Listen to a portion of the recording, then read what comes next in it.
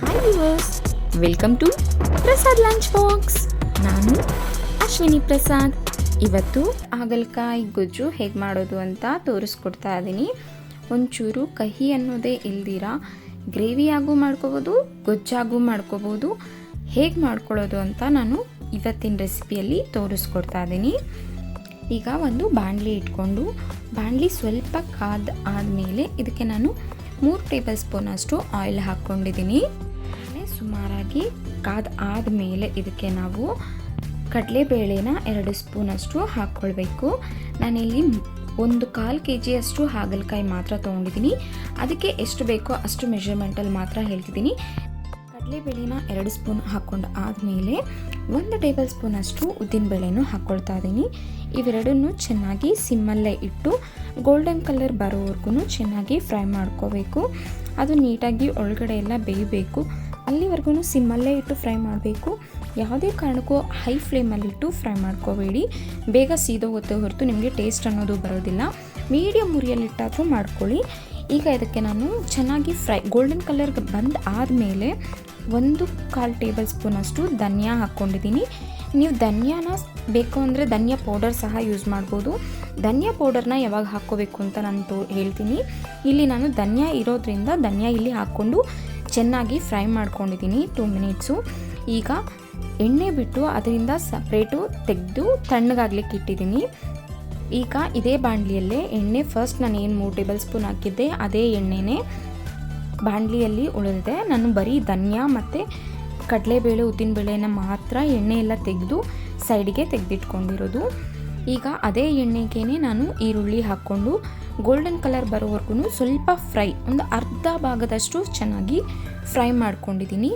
ಇಲ್ಲಿ 10ರಿಂದ 15 ಹೆಸಲಷ್ಟು ಬೆಳ್ಳುಳ್ಳಿನ ತೊಗೊಂಡಿದ್ದೀನಿ. ಬೆಳ್ಳುಳ್ಳಿ ಹಾಕ್ಕೊಂಡು ಚೆನ್ನಾಗಿ ಫ್ರೈ ಆದಮೇಲೆ ಕರಿಬೇವಿನ ಸೊಪ್ಪು ಸ್ವಲ್ಪ ಹಾಕ್ಕೊಂಡು ಚೆನ್ನಾಗಿ ಫ್ರೈ ಮಾಡ್ಕೊಳ್ತಿದ್ದೀನಿ. ಈರುಳ್ಳಿ ಟ್ರಾನ್ಸ್ಪರೆಂಟ್ ಕಲರ್ ಬರೋವರೆಗೂ ಅದರಲ್ಲಿರೋ ಹಸಿ ವಾಸನೆ ಹೋಗೋವರೆಗೂ ಚೆನ್ನಾಗಿ ಫ್ರೈ ಮಾಡ್ಕೋಬೇಕು. ಈಗ ಇದಕ್ಕೇ ನಾನು ಕೊತ್ತಂಬರಿ ಸೊಪ್ಪು ಸ್ವಲ್ಪ ಹಾಕಿ ಕೊತ್ತಂಬರಿ ಸೊಪ್ಪಲ್ಲಿರೋ ನೀರಿನಾಂಶ ಎಲ್ಲ ಹೋಗೋವರೆಗೂ ಸ್ವಲ್ಪ ಚೆನ್ನಾಗಿ ಫ್ರೈ ಮಾಡ್ಕೋತಿದ್ದೀನಿ. ಈಗ ಇದಕ್ಕೆ ಸ್ವಲ್ಪ 1/4 ಟೀ ಸ್ಪೂನಷ್ಟು ಅರಿಶಿನ, 1 ಬ್ಯಾಡಗಿ ಮೆಣಸಿನ್ಕಾಯಿ ಹಾಕ್ಕೊಳ್ತಾ ಇದ್ದೀನಿ. ಟೇಸ್ಟ್ ವೈಸು ಕಲರ್ ವೈಸು ತುಂಬ ಚೆನ್ನಾಗಿ ಬರುತ್ತೆ ಅಂತ. ಇದಕ್ಕೆ ಎಷ್ಟು ಬೇಕೋ ಅಷ್ಟು ಮಾತ್ರ ಉಪ್ಪು ಹಾಕ್ಕೋಬೇಕು, ಜಾಸ್ತಿ ಹಾಕ್ಕೋಬೇಡಿ. ಬಾಣಲಿಯಲ್ಲಿ ಏನು ಮಸಾಲೆ ಹುರಿತಿದ್ದೀವಿ ಅಷ್ಟಕ್ಕೆ ಎಷ್ಟು ಬೇಕೋ ಅಷ್ಟು ಮಾತ್ರ ಉಪ್ಪು ಹಾಕ್ಕೊಂಡ್ರೆ ಸಾಕು. ಈಗ ಅದನ್ನು ಸೈಡಿಗೆ ತೆಗೆದಿಟ್ಟಿದ್ದೀನಿ.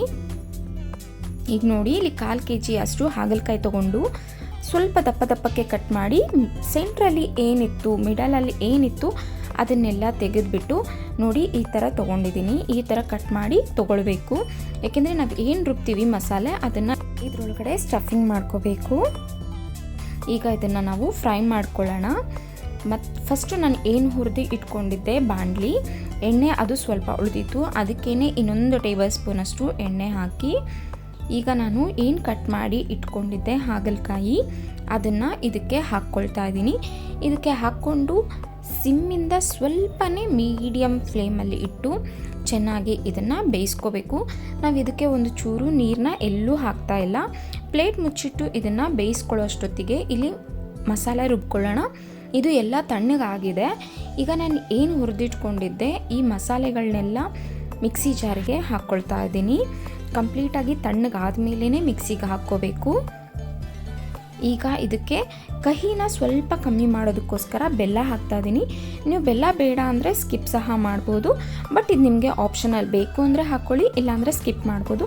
ಹಾಕಿದ್ರೆ ಒಂಥರ ಚೆನ್ನಾಗಿರುತ್ತೆ, ಹಾಕದೆ ಹೋದ್ರೂ ಚೆನ್ನಾಗಿರುತ್ತೆ. ಖಾರ 1 ಟೇಬಲ್ ಸ್ಪೂನ್ ಅಷ್ಟು ಹಾಕ್ಕೊಳ್ತಾ ಇದ್ದೀನಿ, ಅಂದರೆ ಅಚ್ಚ ಖಾರದ ಪುಡಿ ಹಾಕ್ಕೊಳ್ತಿದ್ದೀನಿ. ನೀವು ಖಾರ ಎಷ್ಟು ಬೇಕೋ ಅಷ್ಟು ನೋಡಿ ಹಾಕ್ಕೊಳ್ಳಿ.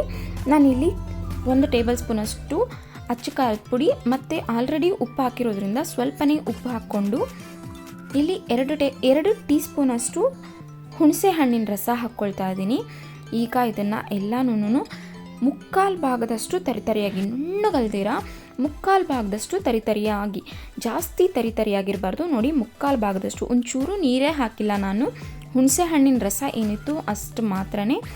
ಈಗ ಇದನ್ನು ಸೈಡ್ಗೆ ತೆಗೆದಿಟ್ಕೊಳ್ಳೋಣ. ಚೆನ್ನಾಗಿ ರುಬ್ಬಿ ಇಟ್ಕೊಂಡಾದ ಮೇಲೆ ಇಲ್ಲಿ ಹಾಗಲಕಾಯಿ ಕೂಡ ಆಲ್ಮೋಸ್ಟು ಬೇಯ್ತಾ ಬಂದಿದೆ. ನಾನು ಪ್ಲೇಟು ಮುಚ್ಚಿಟ್ಟು 2 ನಿಮಿಷವರೆಗೂ 2ರಿಂದ 5 ನಿಮಿಷದವರೆಗೂ ಚೆನ್ನಾಗಿ ಬೇಯಿಸ್ಕೊಂಡಿದ್ದೆ. ನೀವಿನ್ನೂ ಯಾರಾದರೂ ಫಸ್ಟ್ ಟೈಮ್ ನನ್ನ ಚಾನಲ್ನ ನೋಡ್ತಿದ್ರೆ ಪ್ಲೀಸ್ ಸಬ್ಸ್ಕ್ರೈಬ್ ಮಾಡಿ, ಬೆಲ್ ಐಕಾನ್ ಪ್ರೆಸ್ ಮಾಡಿ. ನಾನು ನೆಕ್ಸ್ಟ್ ಏನೇ ವಿಡಿಯೋ ಅಪ್ಲೋಡ್ ಮಾಡಿದ್ರು ನಿಮಗೆ ಫಸ್ಟ್ ನೋಟಿಫಿಕೇಷನ್ ಬರುತ್ತೆ. Thank you for the all subscribers. ಈಗ ನೋಡಿ ಹಾಗಲಕಾಯಿನ ಮತ್ತೆ 2 ನಿಮಿಷ ಪ್ಲೇಟ್ ಮುಚ್ಚಿಟ್ಟು ಚೆನ್ನಾಗಿ ಮೀಡಿಯಮ್ ಫ್ಲೇಮಲ್ಲೇ ಇಟ್ಟು ಬೇಯಿಸ್ಕೊಂಡಿದ್ದೀನಿ. ನೋಡಿ ಗೊತ್ತಾಗ್ತಿದೆ, ಡಿಫ್ರೆನ್ಸ್ ಗೊತ್ತಾಗ್ತಿದೆ, ಕಲರ್ ತುಂಬಾ ಚೇಂಜ್ ಆಗಿದೆ. ಈಗ ಈ ಹಾಗಲಕಾಯಿನ ಸೈಡ್ಗೆ ತೆಗೆದಿಟ್ಕೊಳ್ತಾ ಇದ್ದೀನಿ. ಸ್ವಲ್ಪ ತಣ್ಣಗಾಗೋದಕ್ಕೋಸ್ಕರ ಒಂದು ಪ್ಲೇಟ್ಗೆ ಎಲ್ಲನೂ ಎಣ್ಣೆ ಬಿಟ್ಟು ಬರೀ ಹಾಗಲಕಾಯಿ ಮಾತ್ರ ಸೈಡ್ಗೆ ತೆಗೆದಿಟ್ಕೋಬೇಕು. ಈಗ ಎಣ್ಣೆ ಇತ್ತಲ್ಲ, ಆ ಬಾಣಲಿನ ಗ್ಯಾಸ್ ಆಫ್ ಮಾಡಿ ಇದನ್ನು ಸ್ವಲ್ಪ ಕೈಯಲ್ಲಿ ಮುಟ್ಟೋ ಅಷ್ಟಾದರೆ ಸಾಕು. ತೀರಾ ಫುಲ್ಲು ಕಮ್ಮಿ ಆಗಬೇಕು, ತಣ್ಣಗಾಗಬೇಕು ಅಂತೇನಿಲ್ಲ. ಕೈಯಲ್ಲಿ ಮುಟ್ಟೋಕ್ಕಾದರೆ ಸಾಕು ಹಾಗಲಕಾಯಿ. ಅಷ್ಟು ತಣ್ಣಗಾದ ಮೇಲೆ ನೋಡಿ, ನಾವು ಆಲ್ರೆಡಿ ಖಾರನೂ ಹಾಕಿರೋದ್ರಿಂದ ಕೈಯಲ್ಲಿ ಹಾಕೋದನ್ನು ಸ್ವಲ್ಪ ಅವಾಯ್ಡ್ ಮಾಡಿ, ಬಿಕಾಸ್ ಕೈ ಉರಿ ಬಂದುಬಿಡತ್ತೆ ಅಂತ. ನೋಡಿ ಈ ಥರ ಎರಡೂ ಕಡೆ ಹೀಗೆ ಪ್ರೆಸ್ ಮಾಡಿಕೊಂಡ್ರೆ ನಿಮಗೆ ಫುಲ್ ಅದರೊಳಗಡೆನೇ ಸ್ಟಫ್ ಆಗಿರುತ್ತೆ. ಫುಲ್ ಏನು ನಾವು ಮಸಾಲೆ ತುಂಬಿರ್ತೀವಿ ಅದು ಹಾಗೆ ಇರುತ್ತೆ, ನಾವು ಹೆಂಗೆ ತುಂಬಿರ್ತೀವೋ ಹಾಗೆ ಇರುತ್ತೆ. ನೋಡಿ ಹೀಗೆ ಜಸ್ಟ್ ಎಷ್ಟು ಬೇಕೋ ಅಷ್ಟು ಮಸಾಲೆ. ನೀವು ಇನ್ನೂ ಸಣ್ಣದಾಗಿ ಬೇಕಾದ್ರೂ ಕಟ್ ಮಾಡ್ಕೋಬೋದು. ನಾನಿಲ್ಲಿ ಮೀಡಿಯಮ್ ಸೈಜಲ್ಲೇ ಕಟ್ ಮಾಡ್ಕೊಂಡು ತೊಗೊಂಡಿದ್ದೀನಿ. ನೀವು ಇನ್ನೂ ಸಣ್ಣದಾಗೂ ಮಾಡ್ಕೋಬೋದು, ಇಲ್ಲ ಇನ್ನು ದಪ್ಪ ಮಾಡಿಕೊಂಡ್ರೆ ನಿಮಗೆ ಬೇಯೋದಿಲ್ಲ, ಅದರಿಂದ ಇನ್ನೂ ಬೇಕಾದರೆ ಸಣ್ಣದಾಗೂ ಮಾಡ್ಕೋಬೋದು. ನೋಡಿ ಈಗ ನಾನು ಫುಲ್ಲು ಏನಿತ್ತು ಅದನ್ನು ಕಂಪ್ಲೀಟಾಗಿ ಫಿಲ್ ಮಾಡ್ಕೊಂಡಿದ್ದೀನಿ. ನನಗೆ ಇನ್ನೊಂದು ಸ್ವಲ್ಪ ಜಾರಲ್ಲಿ ಮಸಾಲೆ ಉಳಿದಿದೆ, ಅದನ್ನು ವೇಸ್ಟ್ ಮಾಡೋದಿಲ್ಲ. ಮತ್ತು ಅದನ್ನು ಎಲ್ಲಿ ಯೂಸ್ ಮಾಡಬೇಕು ಅಂತ ಹೇಳ್ತೀನಿ. ನೋಡಿ ಈಗ ನಾನು ಮತ್ತೆ ಗ್ಯಾಸ್ ಅಂಟಿಸಿ ಬಾಣಲಿಯಲ್ಲಿರೋ ಎಣ್ಣೆ ಸ್ವಲ್ಪ ಬೆಚ್ಚಗಾಗ್ಲಿಕ್ಕೆ ಇಟ್ಟಿದ್ದೆ. ಅದು ಏನು ತಣ್ಣಗಾಗಿರಲಿಲ್ಲ, ಬಟ್ ಸ್ವಲ್ಪ ಹೊತ್ತು ಬಿಟ್ಟು ಆದಮೇಲೆ ಈಗ ನಾನು ಏನು ಸ್ಟಫ್ ಮಾಡ್ಕೊಂಡಿದ್ದೆ ಹಾಗಲಕಾಯಿನ ಅದು ಫಿಲ್ ಮಾಡ್ಕೊಂಡಿದ್ದೆ ಮಸಾಲೆ ಎಲ್ಲ, ಅದನ್ನು ಹಾಕಿ ತುಂಬ ಜೋರಾಗೆಲ್ಲ ತಿರುಗಿಸ್ಬಾರ್ದು. ಲೈಟಾಗಿ ಈ ಥರ ಸ್ಪ್ರೆಡ್ ಮಾಡ್ಕೊಳ್ತಾ ಬರಬೇಕು. ಬಿಕಾಸ್ ಅದು ಇನ್ನೂ ಸ್ವಲ್ಪ ಫ್ರೈ ಆಗಬೇಕು. ಅದಕ್ಕೋಸ್ಕರ ಮೀಡಿಯಮಿಂದ ಹೈ ಫ್ಲೇಮಲ್ಲಿಟ್ಟು ನೋಡಿ ಈ ಥರ ಚೆನ್ನಾಗಿ ತಿರುಗಿಸ್ಕೊಳ್ತಾ ಬರಬೇಕು. ನಿಮಗೆ ಬೇಕು ಅಂದರೆ ಈ ಟೈಮಲ್ಲಿ ಇದು ಸ್ವಲ್ಪ ಬೆಂದು ಆದಮೇಲೆ ನೀರು ಮಸಾಲೆ ಹಾಕ್ಕೊಂಡು ಆಮೇಲೆ ನೀರು ಸಹ ಹಾಕ್ಕೋಬೋದು. ಗ್ರೇವಿ ಟೈಪಲ್ಲೂ ಮಾಡ್ಕೋಬೋದು.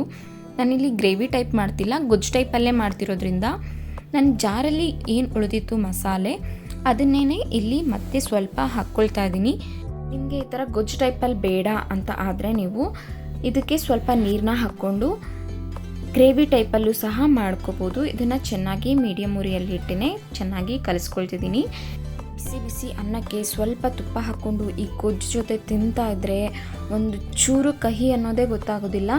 ಆಲ್ರೆಡಿ ಹಾಗಲಕಾಯಿನ ನಾವು 80% ಅಷ್ಟು ಎಣ್ಣೆಯಲ್ಲೇ ಫ್ರೈ ಮಾಡ್ಕೊಂಡಿದ್ವಿ. ಈಗ ಇನ್ನೂ ಒಂದು 20% ಅಷ್ಟು ಇಲ್ಲಿ ನಾವು ಚೆನ್ನಾಗಿ ಫ್ರೈ ಮಾಡ್ಕೋಬೇಕು.